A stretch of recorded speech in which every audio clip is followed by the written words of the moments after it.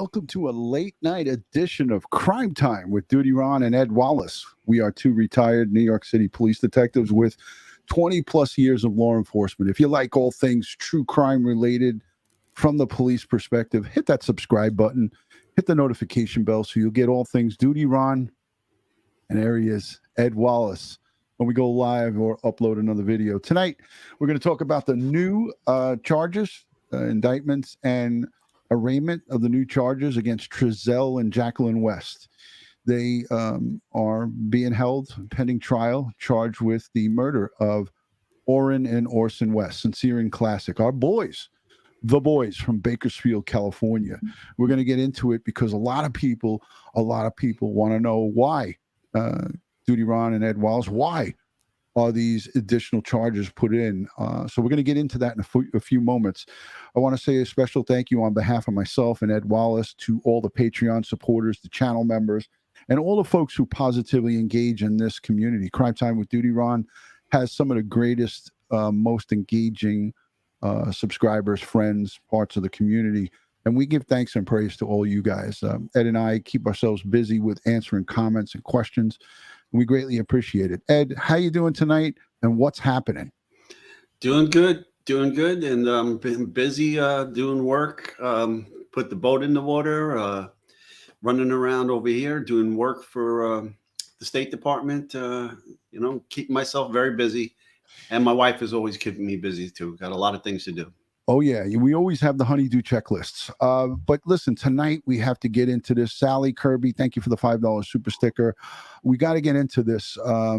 These new charges levied against Trezell and Jacqueline West.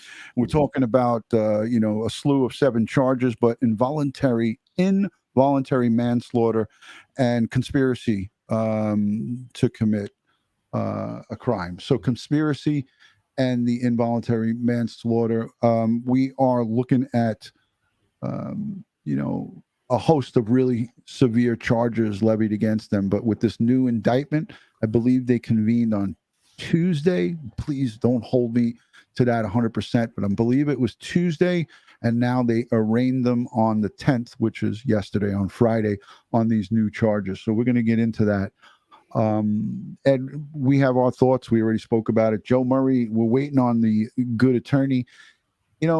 He sees clients at all dates and hours and times. One time he even went live with me and you from his office. I don't know if you remember that, but he went live with some clients in the background, and this is what Joe Murray does. But hopefully he comes aboard, because we've got a lot of questions for him, and we're going to have Dustin Contreras from the Kern County Coalition.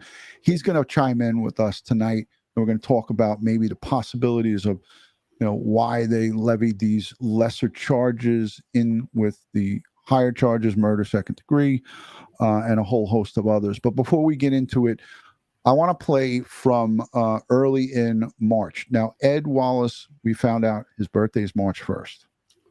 And how did we find that out? Trezell and Jacqueline West were arrested for the murders of Sincere and Classic, Orrin and Orson West, on Ed's birthday, his 29th birthday, no less. So we're going to listen to the District Attorney, Zimmer. She's going to just give some of us an overview of what happened. This is going to set up some of the charges and some of the things that they talk about, because don't forget, this is still on the table. Just because these lesser charges have been levied doesn't mean that these really stern, strict charges, these high charges, these high felonies for murder of these 2 boys, it's not wiped away. It's still there. They were indicted on them. They were arraigned on them. Right, Ed? I mean, some people right. Yeah. are ready to jump off the ledge here. Yeah, so in the chat, no, they didn't remove any charges. They just added 2 additional misdemeanors. Right. Exactly. Exactly. So let's play this. Let's get it going. You know me, I got it all queued up, but sometimes I can be technologically challenged, but not tonight. Here we go. DA Zimmer, folks. This was from early March. Good morning. My name is Cynthia Zimmer. I am Kern County's District Attorney. I have information about Orrin and Orson West the two young boys who were reported missing from California City 14 months ago. On December 21st of 2020, Orrin was 4 years old and Orson was 3 years old. Their adoptive parents in California City, Trezell West and Jacqueline West, reported to the California City Police Department that the boys had disappeared from their backyard. The California City Police Department began a search for the boys in the area around their home. After a period of time, the FBI joined in the search, as did the California Highway Patrol and search and rescue. We lost this audio. Ron, we lost the audio. They Okay, were not it's back. located. 1 week later, crucial information came to light that necessitated the involvement of the Bakersfield Police Department and the Kern County District Attorney's Office. Law enforcement worked diligently, hundreds of hours in the next 12 months, looking for the boys. This morning, I'm saddened to announce that the investigation has revealed that Orrin and Orson West are deceased. The investigation has also revealed that they died 3 months before their adoptive parents reported them missing. However, I am pleased to announce that this week, the Kern County Grand Jury indicted Trezell and Jacqueline West, the adoptive parents, for the murder of Orrin and Orson West. The indictment charges 5 counts. The first count is murder, charges them both with murder, with the victim being Orrin West. The second count charges murder, with the victim being Orson West. The third count charges felony child abuse against the person of Orrin West. The fourth count charges child abuse against the person of Orson West. And the fifth count charges false report of an emergency. Naturally, the first 2 counts carry the most time in state prison, murder.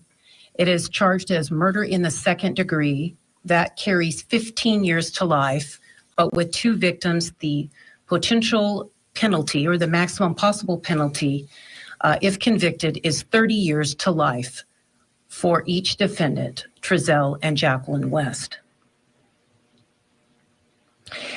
Now, the grand jury. I'm going to just stop it there just for a second, just for the folks who get really hopped up over that murder second degree charge. It says 15 years to life. So it doesn't mean that a judge upon conviction, upon a guilty verdict by the jury after the trial's over, that the judge is just going to say, oh, we'll give him the lightest sentence, 15 years. They have a choice, and Ed and I talked about this before, of sentencing 15 up until life. So they could potentially get 2 life sentences out of a guilty verdict in this case if they're found guilty of murder second degree. Just want to be clear about that, right, Ed? Yeah, 1 count per child. Correct. Jury indictment is a formal charging document, and we followed a process in charging them before the grand jury, and that was the district attorney requested that the grand jury convene to hear evidence regarding an indictment that we presented them. The district attorney's office then presented information to the grand jury, and the grand jury found there was sufficient evidence to hold Trezell and Jacqueline West responsible for these murders, and they returned what was called a true bill. So oftentimes we call it they were indicted, but what they did is returned a true bill on the indictment. Department 1 Superior Court judge issued warrants for the arrest of the defendants, and they were arrested last night at about 7 p.m. in Kern County. They are currently in the Kern County Jail waiting for an arraignment on the indictment, which will be tomorrow.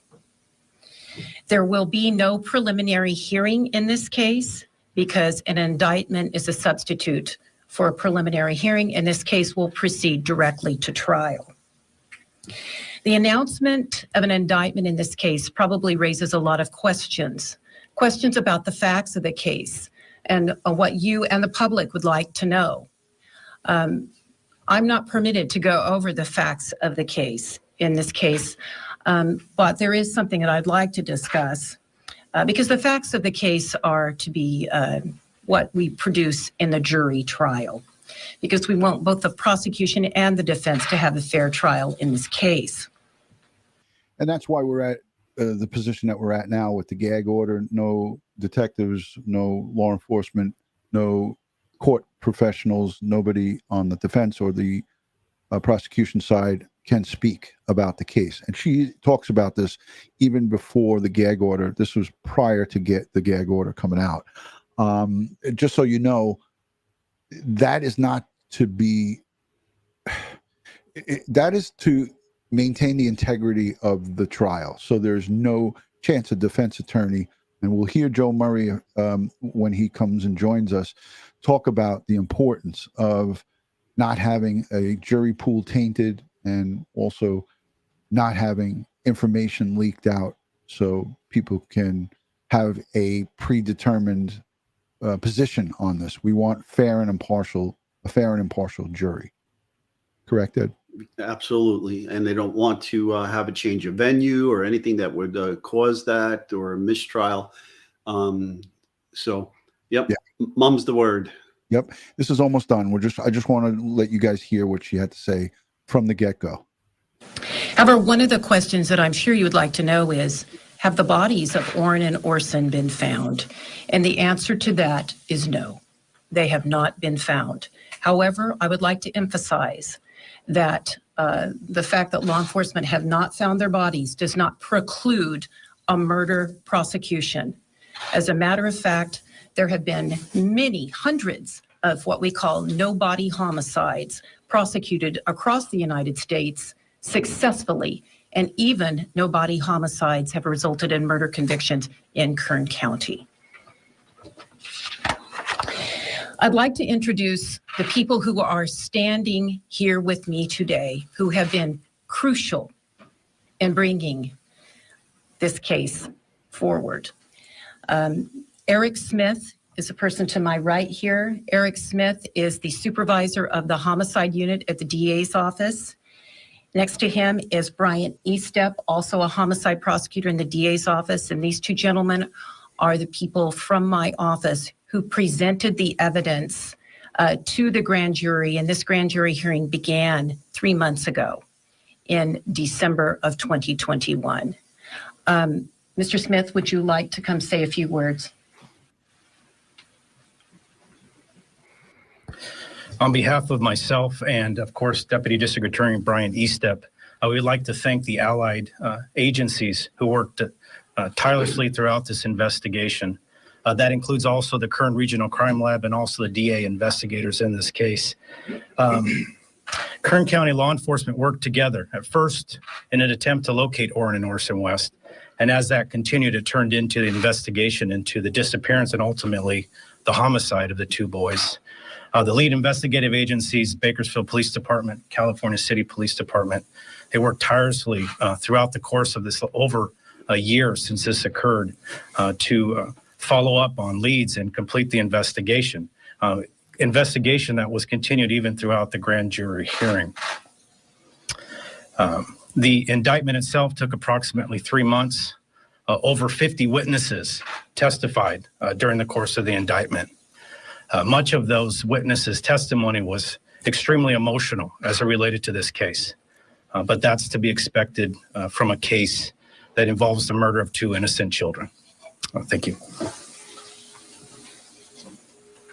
Thank you, Mr. Smith. To my right, to my left, are two chiefs of the lead agencies in this case that did most of the work. Bakersfield Police Chief Greg Terry and California City Police Chief John Walker. Chief Terry, would you like to say a few words? All right, I think that was enough. I wanted you guys to hear what District Attorney Zimmerman had to say. Ed, I know you have a lot to say about this. And again, California City Police Chief John Walker, who's now retired, and Chief Terry from the Bakersfield Police Department. Behind the scenes, they did a fantastic job. They worked tirelessly on the case. They promised us that they wouldn't stop working on this. And a year to the day, these two were arrested from Bakersfield taking over the case. Ed, you want to talk just a little bit about what goes into these types of investigation, forensics-wise, electronic surveillance, and things of that nature? Oh, yeah. This is heavily going to rely on text messages, instant messages, emails, searches on computers, telephone calls, tracking and pinging the phone. It's going to rely heavily on that. And there was conversations, over the 3-month period from the time they murdered their 2 children to the time they reported the 2 children missing. They spoke and contacted numerous people about what happened and what transpired. And I'm sure that's where all these 50 witnesses are coming from. Yeah. That's an amazing amount of witnesses. Okay. So everybody got a little piece of something to say, that they brought them in and had the grand jury hear them and question them about what it is that these 2 animals did to these children. Yeah, 100%, Ed. And that doesn't happen overnight. There was a lot of people who were watching this case, myself included, that were getting frustrated with the amount of time. And people are not resting because they still have not recovered the remains of Sincere and Classic Orrin and Orson West. And that in itself is horrific. But if we can get a successful prosecution and the prosecutor lays out in no uncertain terms that Trezell and Jacqueline West conspired with others and themselves to commit the heinous act against these 2 little boys, I think, again, we won't rest until we find the boys. And finding them now would be a matter of finding remains that would be skeletal. And I hate to be graphic, but that is the truth. It is the truth, but bringing them home is the primary concern. But bringing justice for them is the closest of what we could do right now. And I feel that the DA Zimmer, we're in pretty good hands. She seems to be very competent. She seems to be very on the ball, and they seem to, unlike what happened with Suzanne Morphew, they seem to have their T's crossed and their I's dotted. Yeah, and they were very thorough. I know myself included initially, not hearing anything, people tend to think if you're not hearing anything, that means they're not doing anything. And that's just not the case. They played their cards close to their vest. They didn't give up their hand. And they were all over this once they got that initial information that pointed them back to Bakersfield. And they ran with it, and they dug it all up, and they dotted their I's and crossed their T's, unlike a lot of what we've seen lately in law enforcement, unfortunately. Yeah. This was a shining example of, how thorough they were. And now, like you said, now let's just find these bodies. Let's get these boys, give them a proper burial, and send off. Absolutely. Ramona, thank you so much for the $10 super chat. She says, stopping in to say hello. Blessings to everyone. They shouldn't have given these 2 beautiful souls to them. So sad. Prayers to them. And what she's referring to is the, child welfare services there in Kern County. There's multi-million-dollar lawsuits against them now. And that's for a whole nother live stream. But she's referring to that they should have not let Trezell and Jacqueline West adopt these boys. But that's, of course, after the fact. If nothing happened to them, we wouldn't be having this conversation. But unfortunately, something did happen to them, and it's alleged that they did, in fact, murder these kids. You know what I'm wondering, Ron? Yeah. Is that, we had this conversation before about in California, I was led to believe that for adoption cases like this, the parents do get money for assistance with these two boys. Did they receive that money in the months that the boys were dead and then reported them missing, and that money would then have to stop flowing? But if that was the case, I don't see any charges of fraud. But that doesn't mean charges cannot be levied against them. Maybe they have that in the hopper, and before July 25th comes around, we may see that, because that's a great point. And Ed, that's what makes you a great detective and a great investigator. If they did something like what we looked at in the Harmony Montgomery case, where Kayla Montgomery, Harmony's not biological mom, was step monster or whatever you want to call her, she applied and received food stamps in the name of Harmony Montgomery. So we could see if Trezell and Jacqueline West did receive any assistance, any type of public fundage, additional charges. And if they do have that, I hope they levy that against them hard and add it up onto the pile of charges that they have. 7 charges, including 2 counts of murder second degree. And people are caught up on the murder second degree. I just got message from Joe Murray. I think that he was at a graduation party for, I think, a nephew that just became a Nassau County cop, and he's getting home a little bit late, but they're rushing to the studio now to join us. Let's say hello to our friends down in Bakersfield. Zia TC is part of the crew, Where Are the Boys, and the support, along with Jennifer Nobles. There's a lot of folks down and out from Ground Zero from Bakersfield, California. In light of Joe Murray being late to the party and late to the live stream, I want to let you guys listen to a former district attorney. He's going to explain to you involuntary manslaughter, and I think this explanation is going to give it to you great. We were hoping that Joe was here to give it to you right away, but be patient. He will be here. The trial is set to start tentatively July 25th. July 25th. We were looking at a May 23rd start date, and it got pushed. And we could see another push date, but I'm hoping that this trial commences July 25th. All right, so let's listen to the explanation from a former district attorney.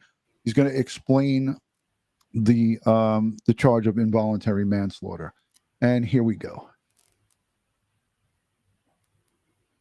Involuntary manslaughter is the lowest form. Involuntary manslaughter is the lowest form of homicide in the penal code. And basically it applies in a situation where you accidentally kill a person, but you're doing an inherently dangerous act, or you're doing something illegal but not amounting to a felony. If you're doing something that is a felony, then presumably the felony murder rule would apply and you would be charged with murder. So it's a situation where you accidentally kill someone, and it's clear that you had no intention of killing the person, but because you were behaving recklessly, the law holds you accountable and says you should be liable for this crime of involuntary manslaughter. And a very classic example that was in the news recently involves Dr. Conrad Murray and the Michael Jackson death. And Dr. Murray was administering propofol to Michael Jackson, which is a very serious, a dangerous drug that should be used in surgery or as an anesthesia. And he was administering this basically as a sleeping pill, and was not monitoring Michael Jackson properly and didn't have the right equipment present. And consequently, Michael Jackson OD'd and he died. And Dr. Murray was charged with involuntary manslaughter and went to trial and ultimately convicted of this charge. If you're convicted of involuntary manslaughter, you could face up to 4 years in state prison. So it's very serious. But that said, we find that a lot of innocent people get wrongly accused of involuntary manslaughter, and for a number of reasons. One reason is that a lot of times it really is just an accident. A lot of times we find that the death was an accident, that our client was behaving responsibly, that it wasn't foreseeable, and that it wouldn't be reasonable to hold him liable for a crime, or for certainly the serious. All right, I don't want people are getting wound up, Ed, as you can see. Yeah, I'm watching it. And rightfully so. You have to get wound up by this, but please, everybody, let me get us closer up for you guys to see us up and closer. Please, this is just the district attorney's office ensuring, if God forbid they're not found guilty of murder in the second degree, that at least we have two sets of charges against them and this is in the worst case scenario. They're trying to make sure that these scumbags don't walk away with nothing. And I feel that they can definitely get them on these charges. But listen, we don't know what's in the case file. None of us. We're not going to know. Nobody's going to know until the trial commences and we hear opening arguments. July 25th is when it's going to be showtime, and we're going to hear a lot of things that we don't know about right now. So I'm asking everybody to calm down and just relax. I remember the charging documents and when we had Joe on the last time and we went through it, and what was written in there about having minors involved. Right. So I can see the conspiracy, if they're calling people and texting people and, seeking help on how to cover this up, dispose of the bodies, or whatever the case may be. I understand that part. But now I'm thinking, given the previous wordings, what if this was some kind of, they got drunk, he and the missus got drunk, stoned, or whatever the case, and they had some kind of fight club go on with their children, and their children, God forbid, beat to death the two boys. It's anything is possible here, and this is again just speculation. But the bottom line is that, again, like I said, I hate to sound like a broken record. We will have to wait because of the gag order. Defense and the district attorney, all court personnel, everybody and anybody, witnesses, those 50 witnesses, there's a gag order. If you are a witness in this trial, in this case, you cannot speak about it. We can speak about it because we don't know what they have, and that's a good thing. But we could say this, is they have some pretty darn good evidence to bring forward two murder second degree charges. And the first degree charges in the statute in California, I was going to have Joe, again, we're waiting for Joe Murray, but when he comes on, he's going to tell you in no uncertain terms what they need for first degree and what they need for second degree. And Ed and I know it well, but we are not criminal defense attorneys. We're not attorneys. We are police detectives. So we charge people with these crimes, we lock them up, and the district attorney charges the actual charges. Trevor Lee, thank you for the super chat. He says, such a sad case, praying for justice. Thank you both. Patty Banks is here. California pays foster parents $1,000 to $2,600 per month to help with expenses for taking care of the child. So that means from September 1st to September 20th of 2020, and then going right up until they reported them in December of 2020. I'm damn sure that they were collecting these monies, and these charges should be forthcoming. Ed, what do you think about that? Yeah, and I could see. I doubt they would go after them, but federal charges. There's the possibility of that as well, but I don't see an AUSA coming out unless these people get off altogether, and then the feds take them for violation of civil rights. Right. Yeah. There's an explanation also for conspiracy. And listen, conspiracy is pretty straightforward, guys. If you're getting together and speaking with another about committing a crime therein, and putting together a plan to do something, that constitutes conspiracy. Ed, can you expand on that a little bit? Yeah. So if I'm talking to Ron and I'm trying to convince Ron, hey, let's go rob a bank, and and we got it on tape, and Ron said, yeah, let's go do this, and then now we just, even if we didn't do it, we just conspired to do it. Okay. Right. And so that simple conversation can become a crime. Yeah, 100%. There was a super chat on there. I want to just highlight it again. $20 from Susan King. She says they had 6 boys under the age of 10. Orrin and Orson, Sincere and Classic, were the youngest. The other boys may have had information. And you know what? Susan, thank you so much for that $20 super chat. But yeah, we concur wholeheartedly. We spoke about this in previous episodes. Yeah, that's where they probably got the information about what transpired. Big time. Yeah. So I cannot wait. Once I know that trial is definitely going off, I'm going to be paying close attention to it, because opening statements is going to be it's going to be very, very descriptive and graphic. So what we hear about on opening, the day one opening from both sides, it's going to be tremendous. Let's listen to a criminal defense attorney talk about conspiracy. So I'm going to just cue this up real quick and let you guys listen to this. This is in lieu of Joe Murray being here, because we would of course rather hear it from Joe. But he's our favorite criminal defense attorney that we love to hate, right? I mean, how could you? And hate's a strong word, but Joe Murray sometimes riles up the feathers. All right, let's listen to what they have to say here. This is conspiracy. Though you don't see it, hear a lot of. Conspiracy you hear a lot of, though you don't see it as much on the state level as you do the federal level. Conspiracy is its own separate crime. And it involves 2 or more people basically hatching a plan. So let's say you have a group of individuals planning a bank robbery.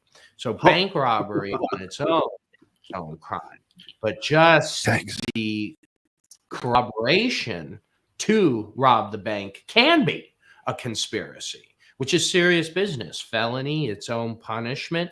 But what the conspiracy requires is obviously the agreement. You need an agreement between 2 or more people to commit a offense. And then you need an overt act that furthers that common interest. And that's usually what the gist is going to come down to, is that overt act. So that's a good explanation right there, in a nutshell. Let's remove that. So you need 2 or more people, Trezell and Jacqueline West, to talk about committing an act, which we have them charged with murder 2nd degree, that act. And there you have conspiracy. The levels of time that you could get charged upon conviction is not major. It's not a major. It's just icing on the cake, so to speak. Ed, and we see this in a lot of different cases that get charged across the country by different district attorneys. So it's not uncommon. We have a guest joining us. Ed, what were you going to say? Yeah, no, I mean, it's funny because I didn't know or see of that clip before, and he uses the same scenario that I brought up. Exactly. And the overt act would be identifying the bank and then maybe conducting surveillance. And once we've done that, even if we don't rob the bank, we've committed conspiracy. Yeah, 100%. And you know what? Listen, set 5 charges versus 7. I take the 7 all day, every day. So I was not at any part upset by this conspiracy and the involuntary manslaughter. It didn't make me feel less confident. It just told me, and Ed, you could tell me if I'm wrong, but it told me that DA Zimmer is making sure that she puts the nail in the coffin, so to speak, for Trezell and Jacqueline West. Throw in the kitchen sink, as Dave Rader says, at them. It's a fallback. It's a failsafe. Let's just say, we were talking offline before, but let's just say the main witnesses in this case is going to turn out to be the children. Okay. Right. And let's just say that the children have to testify and they fall apart in their testimony, or the defense attorney, very good at their job, discredits the testimony. And so hopefully with the other 50 witnesses and so forth, and now they have the conspiracy to illegally dispose of the body, and then they have turns out the manslaughter charge, if in fact the kids were used to do this terrible deed. Yeah. Quiche all day. That's our great friend down in Bakersfield. She is 100% wholeheartedly, 1 gazillion percent for the boys. She says Zimmer is not playing, period. And I could hear Quiche say that. Zimmer is not playing, she is not. She's not playing, man. So kudos to the district attorney in Kern County. Joining us from Kern County, the Kern County Coalition, Dustin Contreras. He's a great friend of Crime Time with DutyRon. I'm honored to call him a fellow brother in all things, law enforcement and concerning missing people and things of that nature. He's a great guy, and I'm honored to have him join us. Dustin, thank you so much for taking DutyRon, thanks for having me. Ed, good to see you again. You too, Dustin. You too. Yeah, Dustin, it's a Saturday night, and I gave you like little teeny bit of notice, and you were like, "I'm there, brother." So that's fine.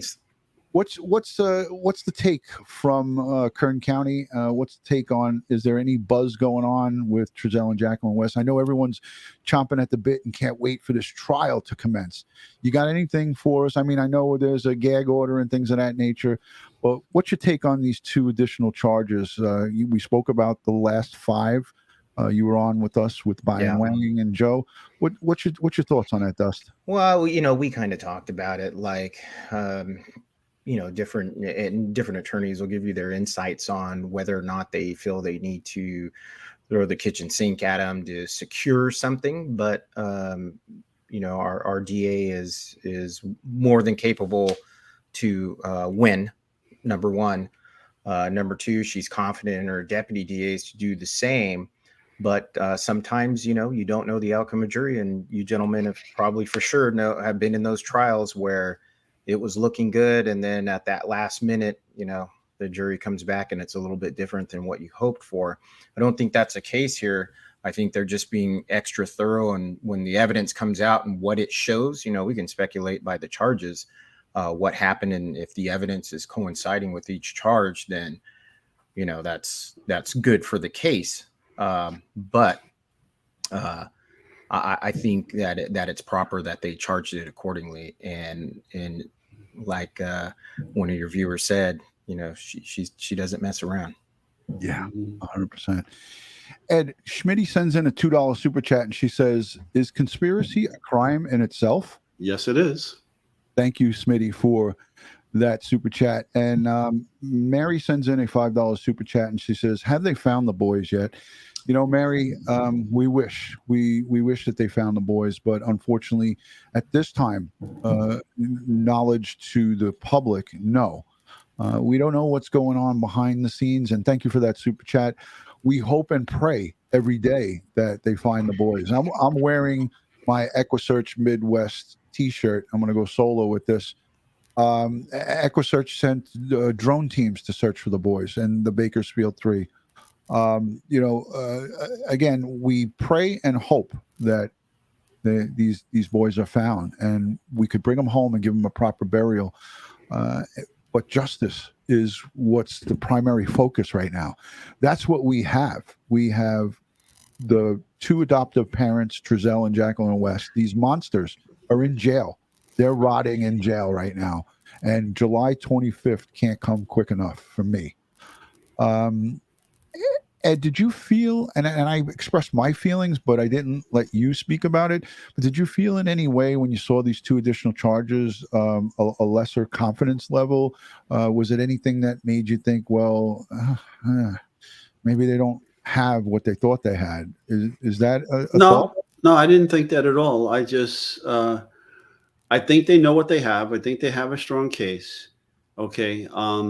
But like I said, if they're relying on the children's testimony, okay, and they're minors, so it could be a problem at trial. And so they see it, and they've taken steps to give themselves some backup. Yeah. Dustin, I'm going to go to you. What's your thoughts on that? Yeah, say kind of what Ed's saying. Just think about. I know we're old men now. You can't forget what was told to you or what you saw 2 years ago. Hopefully children, they hopefully don't have that when it comes time to testify, if they're going to testify at all. But you'd be surprised, and then they remember everything and tell it like it is and corroborate some of the evidence that they have. Especially, unfortunately, in this case, the boys haven't been found, and when you don't have that forensic evidence to corroborate what witnesses said or anything like that, then you kind of have to weigh it on that circumstantial that you have. And again, if anyone can do that, and it's not a crapshoot, but there's a point in time where if the parents had to have been charged, they needed to go forward on that to get the ball rolling.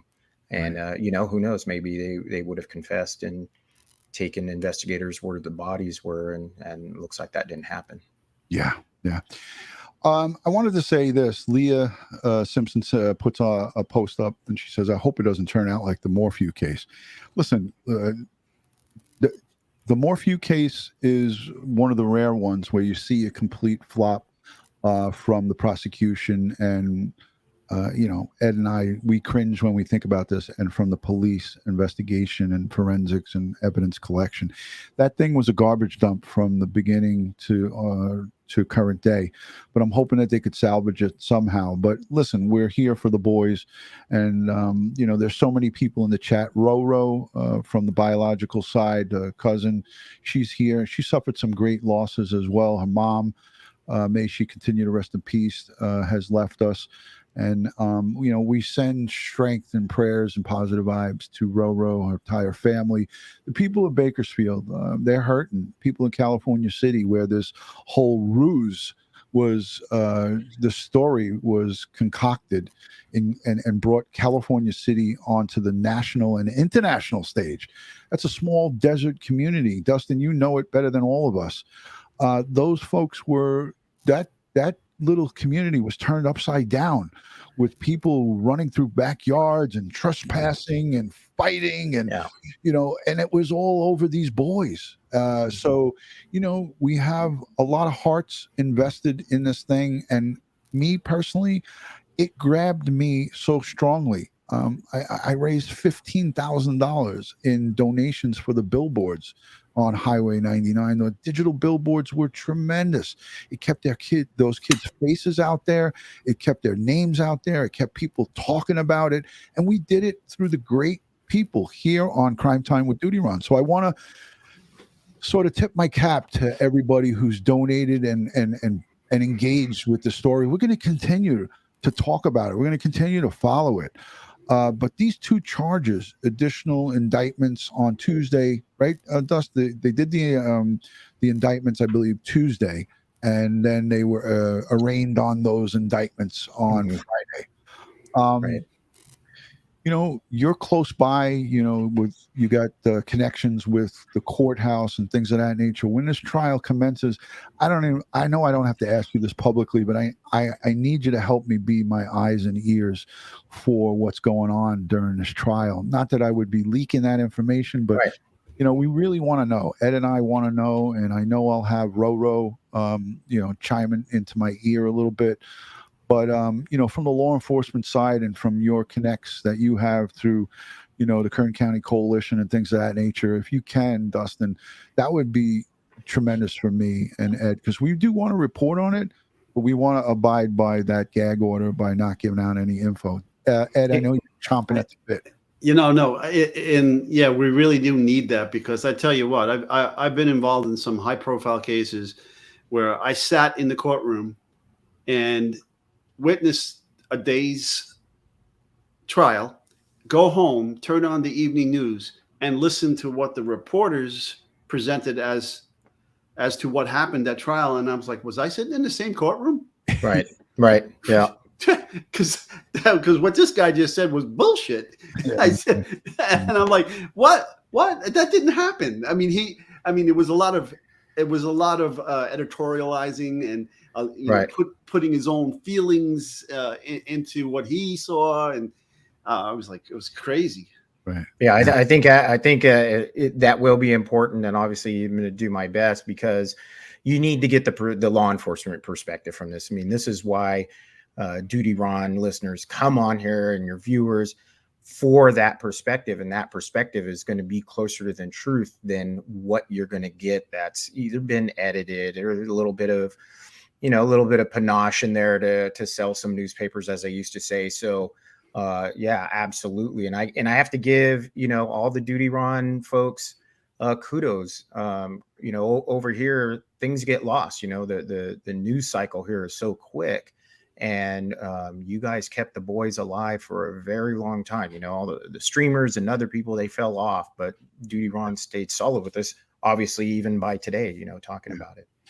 I think I agree with you there. There is a lot of people who did try to keep the boys out there through YouTube videos and things of that nature. But we have such a big reach here, and we have such an engaging audience, and that's what makes it great. Is that you could talk till you're blue in the face about the boys, but if you don't have that engaging audience that rallies around you, it doesn't really help a lot. But anybody talking about it, in my eyes, it doesn't matter what you have or what kind of community you have, as long as it's positive and not negative and toxic, then it's a good thing.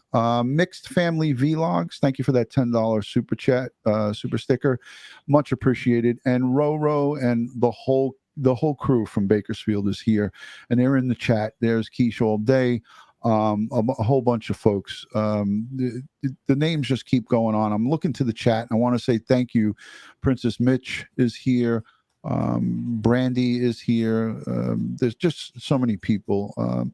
Montana Solo Huntress, thank you so much for the $5 super chat. Ramona is here saying goodnight to everybody. She's tired. KK puts in a great comment. We always ask DutyRon about this case. I get the most hits on DutyRon.com about Sincere and Classic. We had the Gabby Petito, which was just an unbelievable amount of there was just so much information about that case, and it went so all over the place. It was just the whole different dynamic of in two different states, and involving a murder and things of that nature. Now the boys, it just never ended. It never stopped. The comments, the questions, the concerns. Those boys never saw California City. Okay, and these people, in addition to the heinous crimes they committed, they played upon the goodwill of the citizens and residents of California City, and had them rally to their side. Only to have it brought to light that it was all a fraud. Yeah, it's sickening. Spirit of 1776 says, "What is currently known, not under the gag order?" There's a lot of speculation, and you know what? There's really not a lot known that's not covered under that gag order. And you know what? Really, July 25th, once this trial commences, we are going to, as I said, we're going to hear a lot about it. But up until that point, it does no good for anybody to try to blurb out or leak out information about these boys and the case. If you know something and you're one of those 50 witnesses that testified and you're under this gag order, gag it. Put a sock in your mouth and don't say shit. And that's the best. That's the best way I can put it. Here's Roro. She's answering everybody at Keish all day. Jennifer Nobles, thank you, and I love you all. DutyRon's family and many others, thank you for everything. We would not be here without spreading the awareness. Roro, you said it so well, and You've been such a great voice for the boys, for your cousin.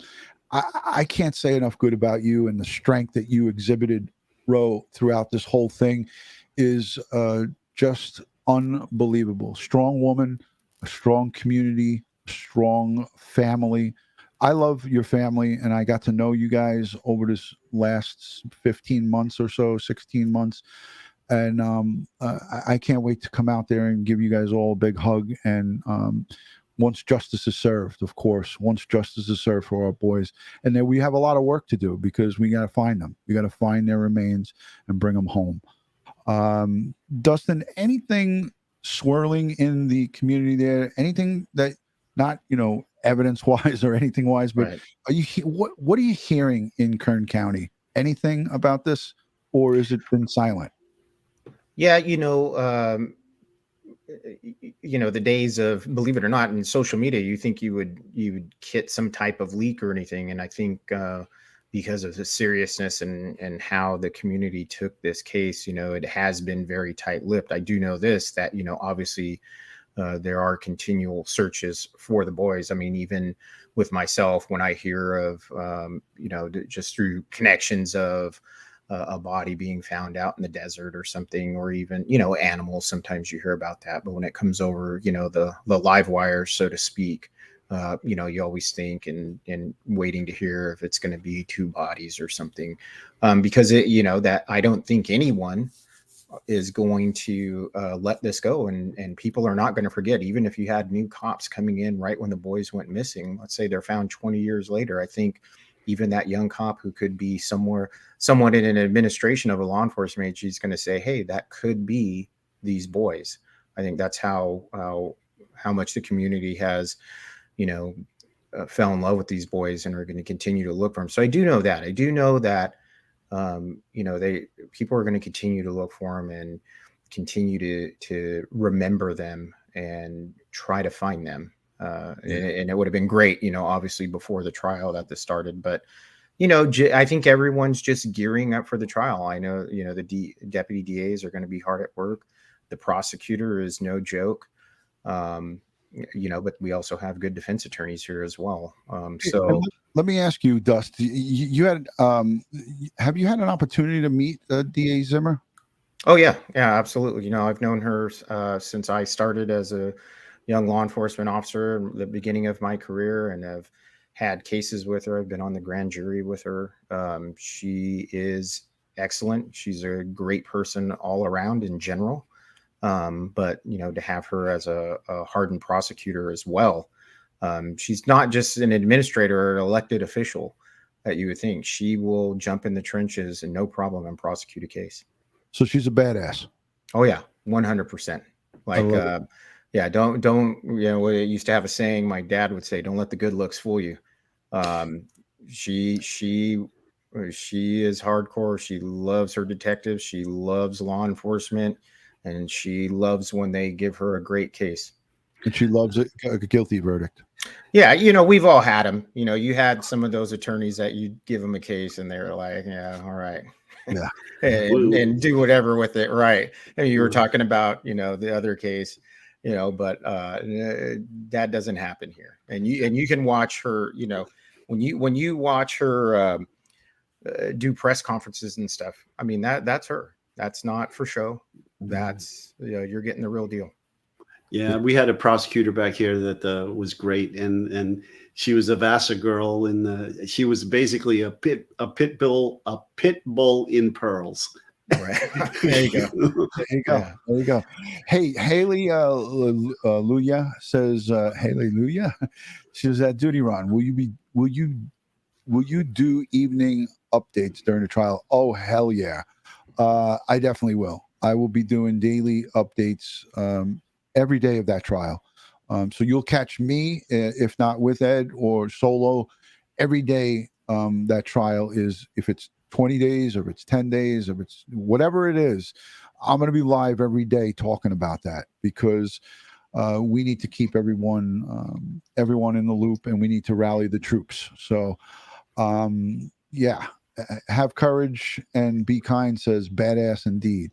You know, there's a lot of people who are from the Kern County and know this district attorney. She seems to be, you know, somebody who doesn't mess around. She dots her I's and crosses her T's.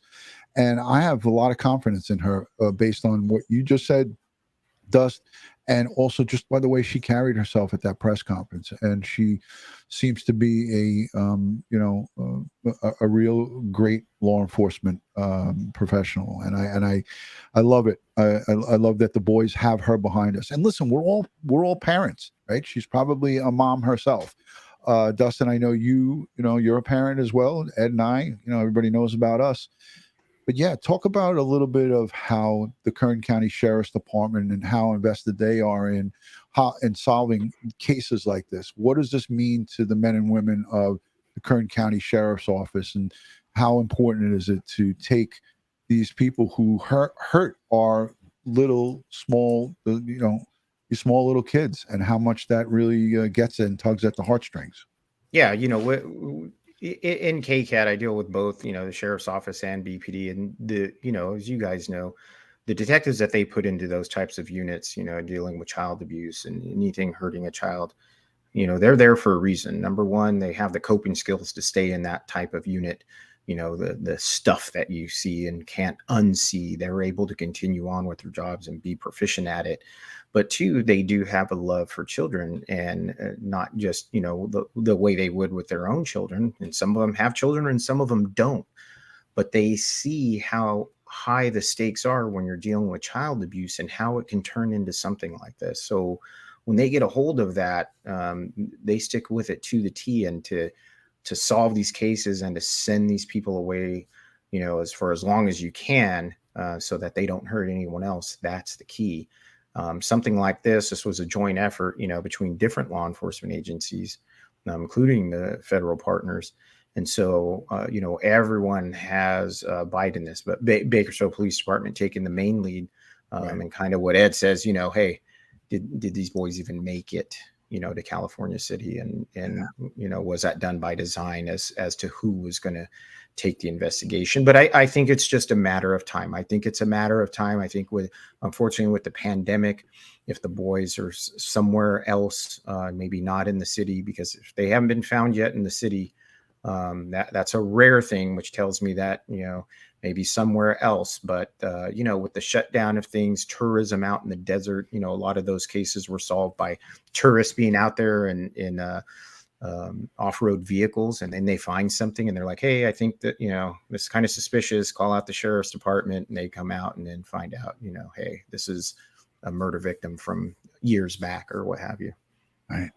Yeah. So they're continually and constantly working on this case and other cases, trying to bring justice for anybody that's missing. All right. Keisha All Day says, happy heavenly birthday to Classic. Zimmer is going to bring these devils down. Amen to that. It's Classic's birthday today, heavenly birthday. So one of the boys, again, we had these celebrations of life for the boys, and today happens to be a day for Classic. So may he continue to rest in peace. I gotta say, listen, this has been such an emotional roller coaster for everyone, including right from the beginning, the families, law enforcement, community folks, people who are watching on YouTube and across the nation and the world. This has gotten worldwide coverage. So, we're all in this together. And I got to say, it's just been an amazing journey thus far for the people who have supported these two little boys, and the thousands and thousands of dollars. When you can get $15,000 raised by just one channel, one person, myself, and the Army here with Crime Time with DutyRon, it's just amazing. It's amazing to see it, and I can't thank everybody who has come out. Even if you donated $1 to that billboard fund, thank you, thank you, thank you. And for those of you who couldn't go into your pockets, your pocketbooks because of financial constraints, just by watching these videos, liking them, leaving a message, leaving a comment. And that brings me to this point. If you're not yet subscribed to Crime Time with DutyRon and Ed Wallace, please hit the subscribe button, hit that notification bell, so you'll get all things DutyRon and Ed when we go live or do an uploaded video. Also, follow us on Instagram, Facebook, and Twitter, all one word, DutyRon, and we are on TikTok against Ed's wishes. The TikToks are just informative uploads of little small snippets of our educational live streams. Dustin, it's not what you're thinking. So please. It's Ron and I dancing. Don't let him kid you, Dustin. Right. Yeah. Everybody go subscribing to see Ron and Ed dancing. It's not true. Ed, any final words? I was going to have some people call in. Joe Murray stood us up. I think he got caught up with something. I have to retitle it. You know what? Maybe I should bill Joe Murray for everybody that was waiting to hear about him. But that brings me to now I have to nail him down for another live stream, and he's gonna have to make good on it. So, Patricia, I am William Wallace. Yes, William Wallace. Is that some kind of prince or something like that? William Wallace was somewhere over in somewhere else? No, she texted it in the. I saw it. Ladies behind the scenes, thank you for everything. This is from Roro. Amen. Yes, this has been an emotional, physical, mental roller coaster ride. She's been out there every day, talking up the boys, showing the banners, talking to people. Ro, you're just an amazing person. The joy catcher is laughing at us. Laugh out loud. Thank you, Lucretia. Let's go to the chat and say hi to people. Black Rose 11's here. Dawn Marie. Just a lot of folks. River Queen's laughing out loud. Thank you. Coffee at Disney. I had a whole bunch of other things to put. Wait for Joe Murray. She's telling us to wait. He told me he was going to be on in 10 minutes, that he was rushing back to get home. So he stood us up. He stood us up. He gets a thumbs down for this one, Joe Murray. Schmitty sends in a $5 super sticker. Bless you for living in a state of street. Especially living in a state of street. I live it daily on my job. From one professional to another, I love you. Please take care of yourselves. Thank you. Thank you for that, Schmitty. Thank you. Thank you. Can we take a couple of questions from the audience? Anybody have any questions for Ed, myself, or Dustin? And again, Dustin has limited capabilities on what he could speak on. But if anybody has any questions, put them in the chat. Highlighted as hashtag DutyRon question, hashtag Ed questions, hashtag Dustin questions. That works. You put the hashtag, then we see that you got a question. So hashtag DutyRon question, hashtag Ed, so forth.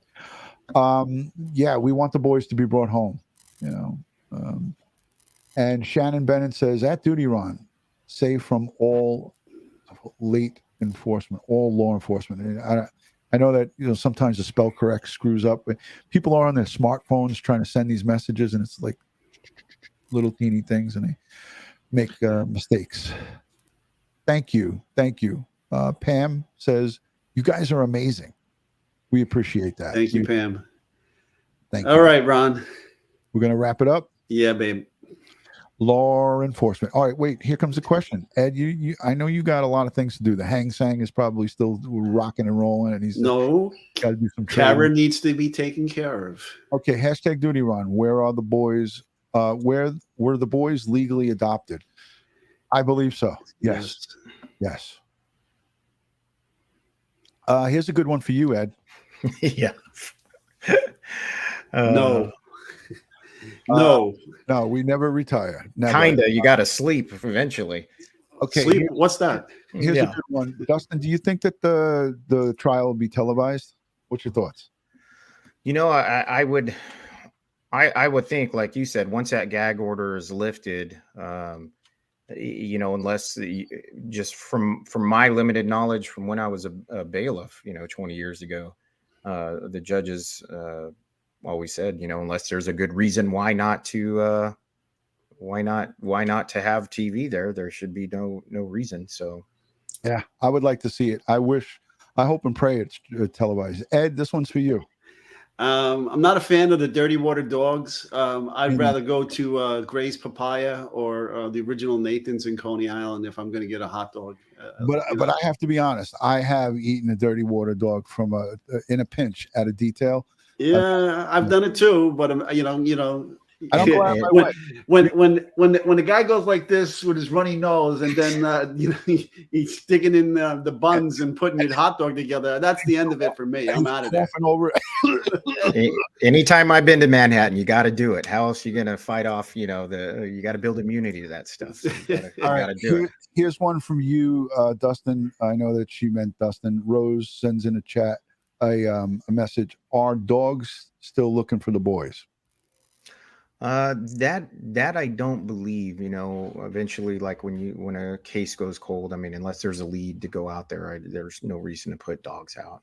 But a broad desert. I mean, if that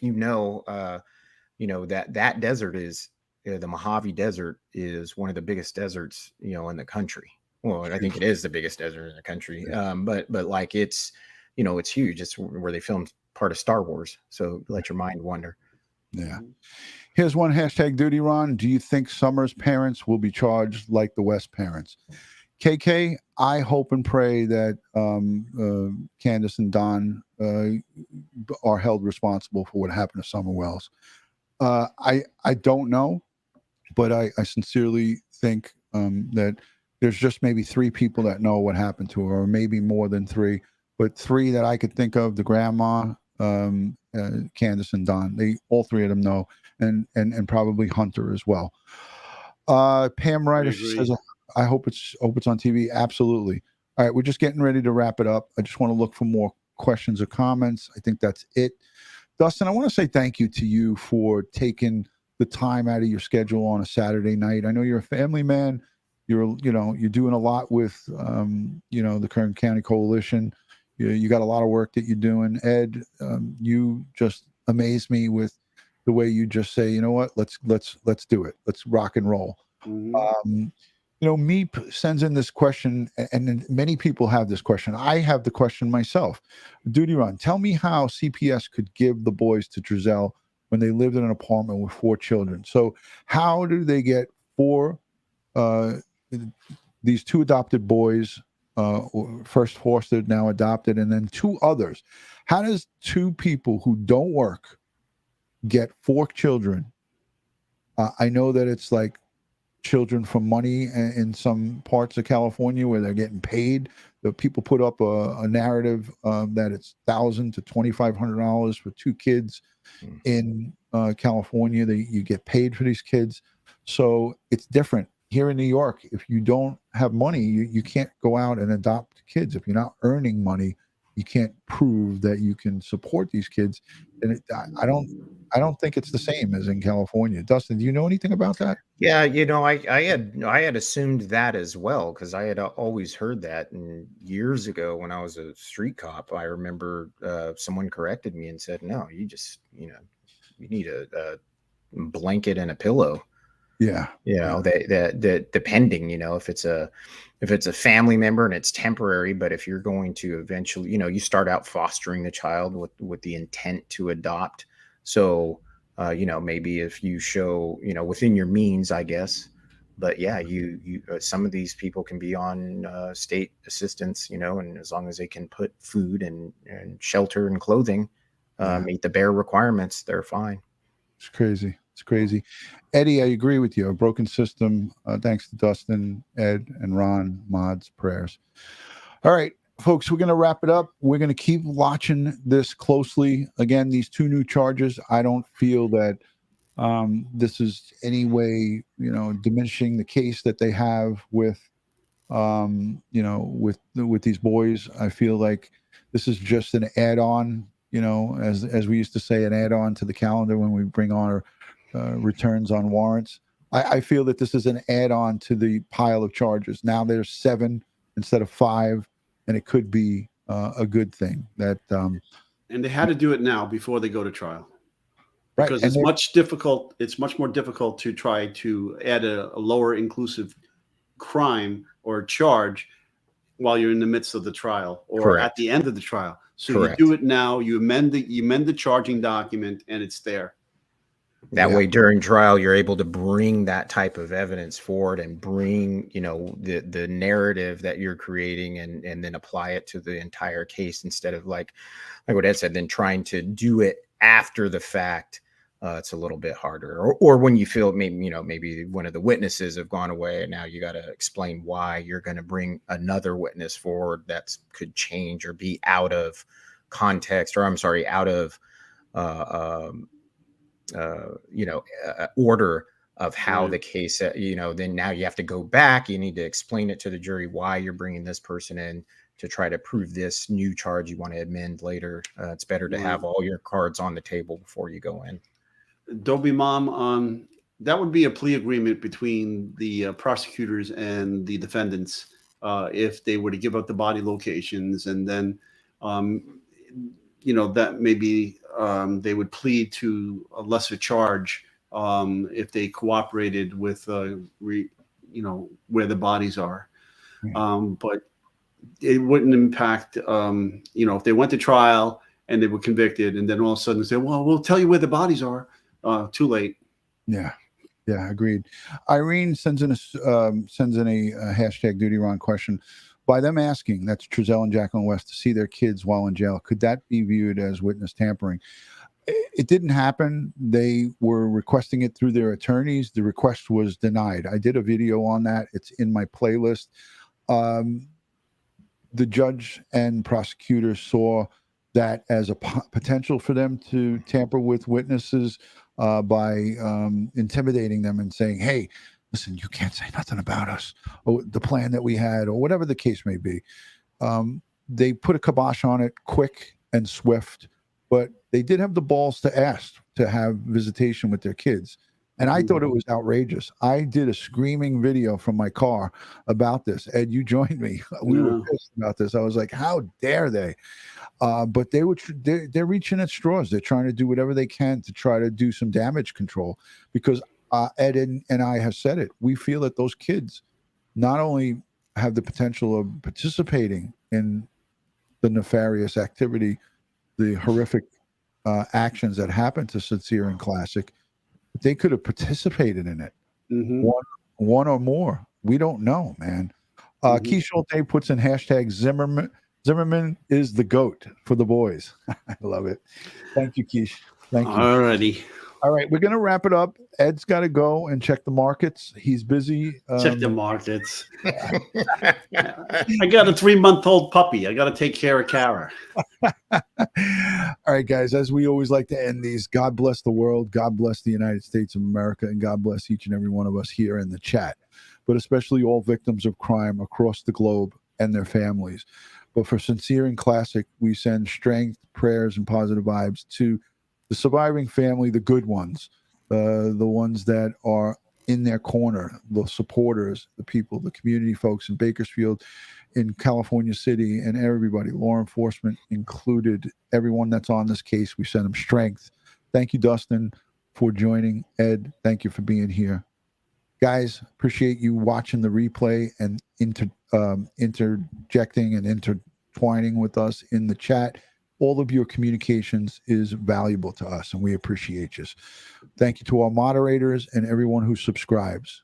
Good night from New York, California, and the Hang Seng over here. See you, Ron. See you, Dustin. Stay safe. Stay prepared. Watch your 6. Peace, everybody.